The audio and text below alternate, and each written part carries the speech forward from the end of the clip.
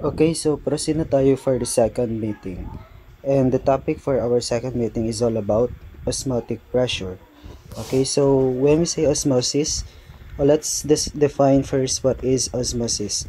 So pag sinabing osmosis, it is a process through which a solvent flow, okay, through a semi-permeable membrane from a less concentrated solution to a more concentrated one. Okay, pag we are actually pertaining to the cell, okay, to the cell of different organisms. So pag sinabi kasing semi-permeable, ibig sabihin not all substance can actually pass through inside the cell. There are only those specific substance that can pass through. Okay, so when we say osmosis, nakalagay dito, the flow is the flow of the solvent is from less concentrated solution to more concentrated one. So paano siya? Okay.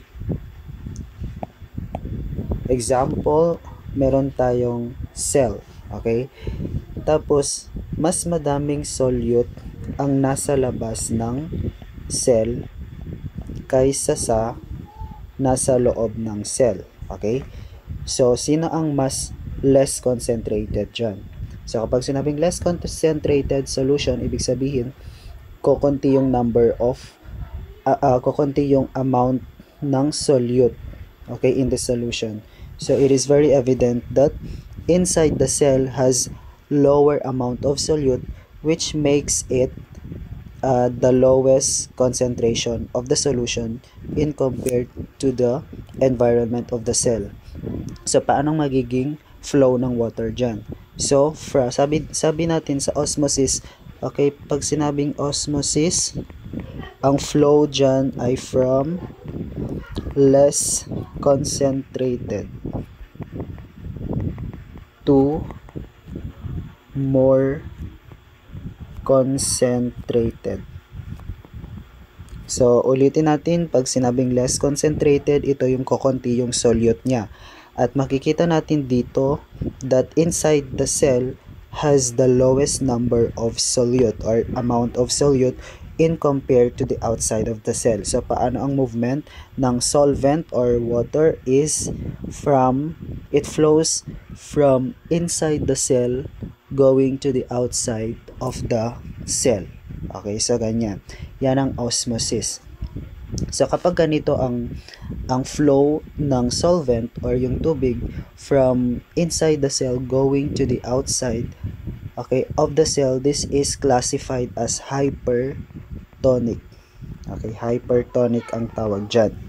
Samantala naman kapag mas madami or more concentrated ang inside the cell kumpara sa outside the cell, babaliktad naman ang flow of solvent. Okay?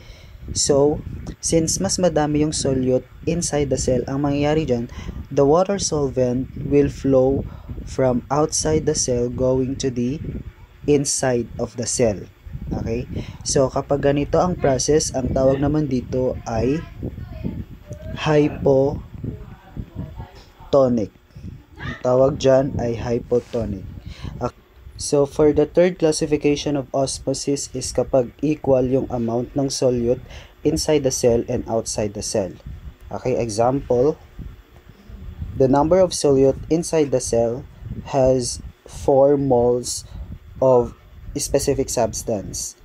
And there are also 4 moles of specific substance outside the cell.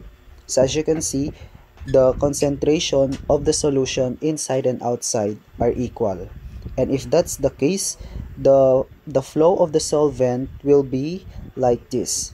Okay, it is balanced. There is a flow of the solvent from outside the cell going to the inside, and there is also the flow of solvent coming from inside the cell going to the outside the cell. And this case, it is classified as isotonic.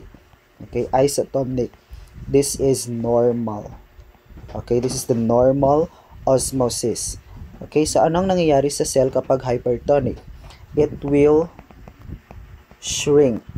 Okay, nag-shrink ang cell kasi yung water as a solvent is flowing inside the cell going to the outside of the cell. So what will happen to the cell? It will shrink. How about this hypotonic? Since the water solvent is entering, okay, inside the cell will swell, and as time goes by, okay, the cell will swell, and as time goes by, it will burst. Okay, it will burst. And for isotonic, walang mangyayari dyan because it's normal and it is at equilibrium kasi balance siya. So, kapag sinabing osmotic pressure, so ano naman ang ibig sabihin ng osmotic pressure? Pag sinabing osmotic pressure, ito yung pressure na kailangan para i-stop yung osmosis. Okay?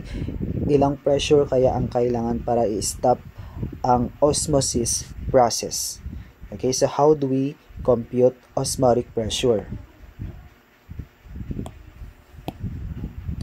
So, osmotic pressure is denoted as pi symbol. Okay, we will use your pi symbol to denote osmotic pressure. Okay, in computing that, just multiply your Van 't Hoff factor, okay, which is denoted as I, times the molarity, and yung R natin dito ay gas constant. Okay, constant yan lagi. At ang T naman dyan ay temperature. Okay, now let's see the units. Okay, ang I natin is unitless, diba? It's unitless, so wala siyang unit. Your molarity, we all know that your molarity is mole divided by the volume of the solution, which is in liter. So, ang unit ng ating molarity ay mole per liters. Okay? Next naman is meron tayong gas constant. Ito naman ang unit ng ating gas constant. Okay? Which is equal to 0.08 liter times atmosphere over Kelvin times mole. Okay? Ang temperature naman natin, or T, ang unit dapat lagi ay in Kelvin. So kapag nakakita kayo ng Celsius, Fahrenheit, you need to convert that into Kelvin. The same also with volume. Okay? Pag nakakita kayo ng volume na naka ml, you need to convert it in liters. So those are the units involved in computing osmotic pressure. And lastly, of course, the unit of our osmotic pressure, since pressure siya, okay, it should always be expressed at atmosphere. Okay, laging atmosphere dapat. Kasi yung gas constant natin naka atm. So we follow the unit of the constant, which is at atm. However, if the problem is asking you to express your answer in millimeters of mercury, you need to convert that.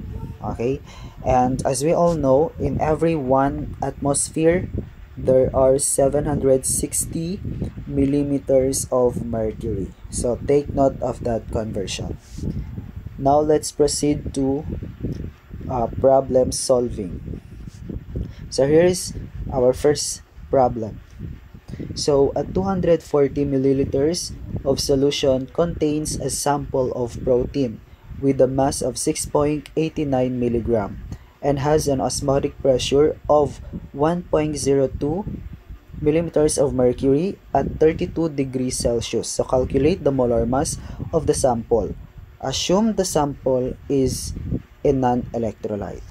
Okay, so allow me to copy this one.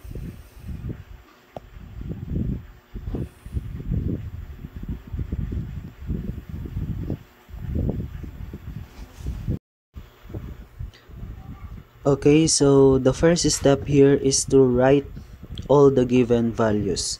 So ano ang mga given? So here are the given values. Meron tayong 240 ml of solution, which is the volume of the solution. Meron din tayong mass of the solute. And our solute here is the protein. Meron tayong 6.89 milligram of protein.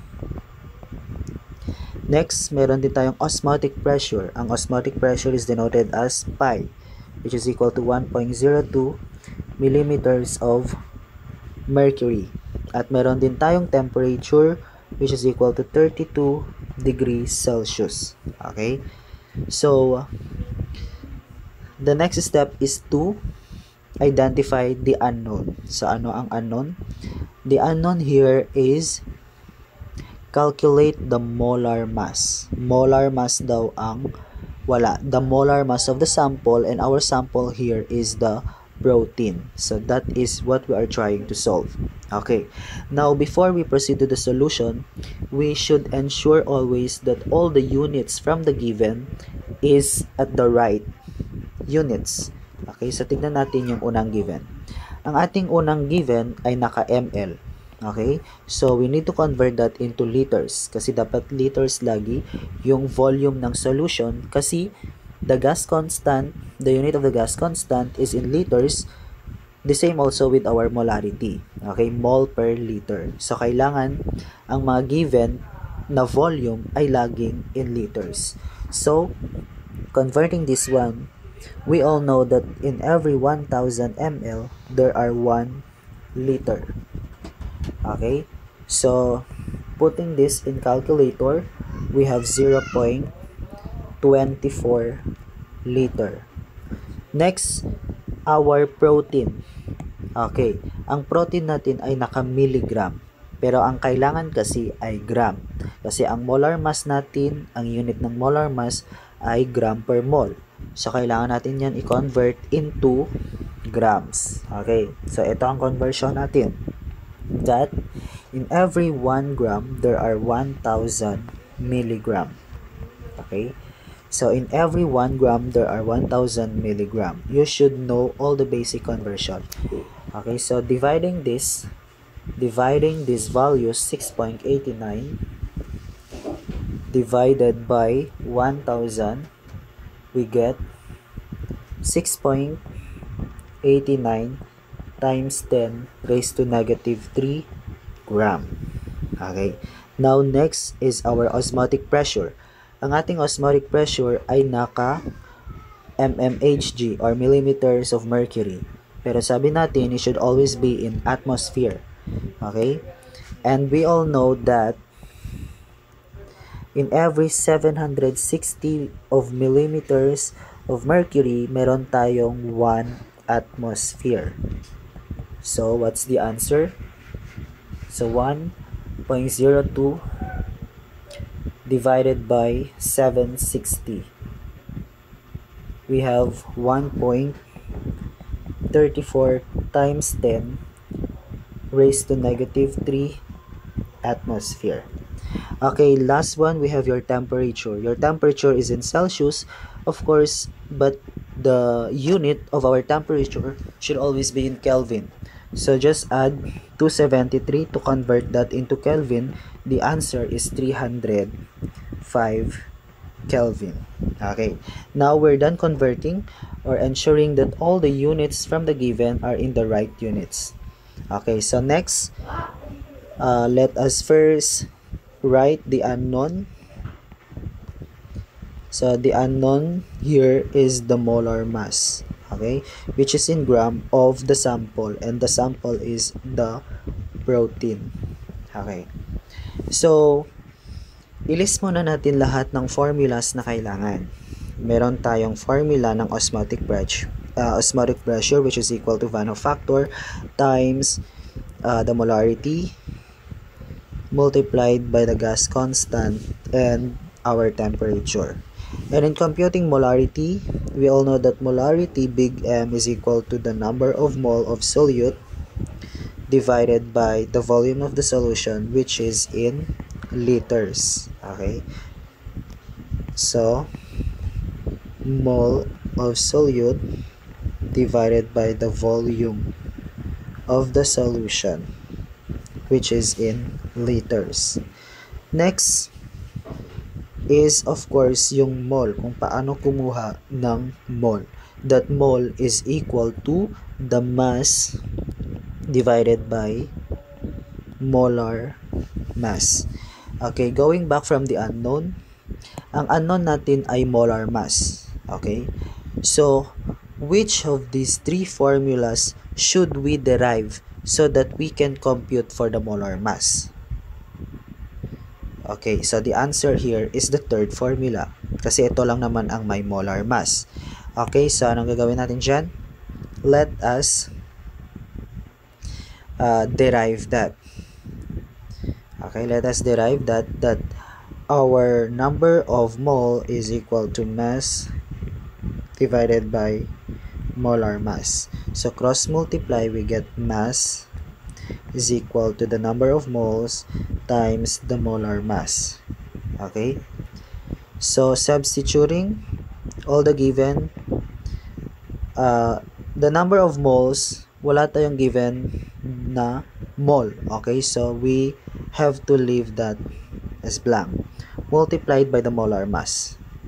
Okay, ang molar mass ang wala. Okay, ang molar mass ang wala. So, of course, we need to divide both side by n. So, i-cancel natin yung n na pareho. So, the final formula in computing molar mass now is equal to mass divided by the number of mole. Okay, so substituting this value, ang given na mass natin na na-convert is 6.89 times 10 raised to negative 3 gram. At yung number of moles natin ay wala sa given. So, since wala sa given, kailangan nating i-compute. Okay? So, going back from these three formulas, alin kaya dito kung saan pwede nating i-derive si number of moles? Okay? So, of course, ito. Meron tayong mole of solute. So, we will derive your second formula to compute for the number of moles which is needed to compute the final answer, which is the molar mass. So, let us derive that first. So, allow me to erase this one.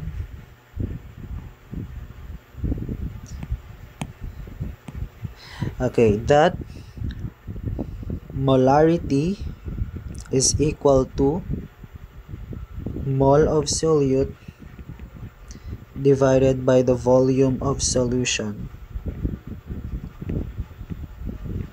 which is in liters. So cross multiply, we get, okay, the number of moles denoted as n is equal to the molarity multiplied by the volume of the solution, which is in liters. Okay, so substituting the value, n is equal to molarity. Meron ba tayong given na molarity? Wala. So let us leave that as blank. Okay, the volume of the solution, meron ba tayong given? Yes. Going back from the given, we have your converted volume of solution, which is 0.24 liter. At yan ang ating isa-substitute dito. Okay, now we cannot proceed to calculate the number of moles since wala ang molarity natin. So, yan muna ang isosolve natin. So, anong formula ulit ang kailangan nating i-derive dito para makuha ang molarity, kung saan the other quantities are complete from the given. Okay, of course, the first formula. So, as you can see, mayroon tayong molarity dito at pwede natin yung i-derive. Kasi meron tayong osmotic pressure, meron din tayong Van Hoff factor, meron tayong gas constant, at meron din tayong temperature. So, i-derive natin yan. Okay? So, we have your molarity, it's osmotic pressure. We have your osmotic pressure is equal to the Van Hoff factor multiplied by the molarity times the gas constant and the temperature. Since molarity ang hinahanap natin, divide both side by Van Hoff factor, the gas constant, and temperature.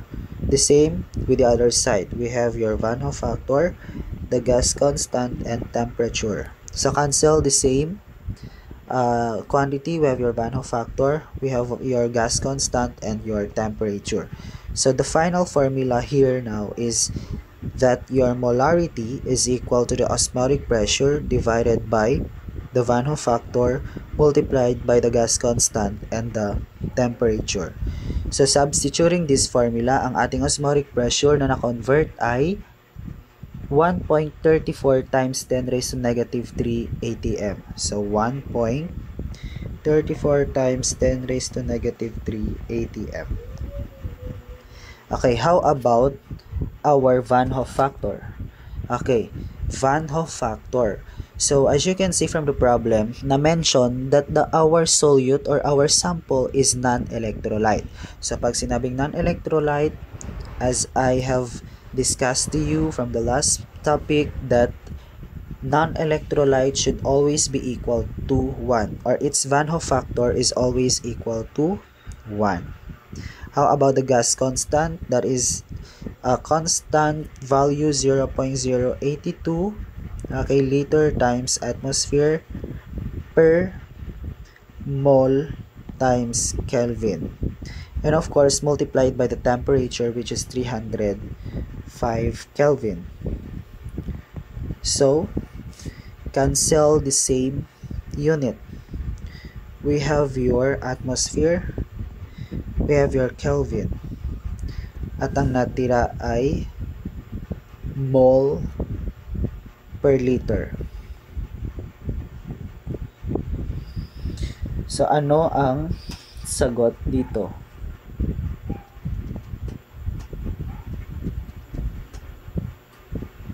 Allow me to input this in calculator. So we have 1.34 times 10 raised to negative 3 divided by 1 times 0.082 times 305. So the answer here is 5.36. So 5.36 times 10 raised to negative 5 mole per liter. So yan ang value ng ating molarity na isa-substitute dito sa formula or dito sa equation, since molarity is needed to compute for the number of moles. Okay, so substituting 5.36 times 10 raised to negative 5 mole per liter. So getting the product, we have 5.36 times 10 raised to negative 5 multiplied by 0.24. The answer here is 1.29 times 10 raised to negative 5. So what's the unit? Since this is the number of mole, cancel the same unit, liters, at ang natira ay mole. Okay, so yan ang sagot for the number of moles na kailangan para makompute si molar mass. Okay, so ito ang ilalagay natin for the denominator, which is the number of moles of the sample. Okay, so 1.29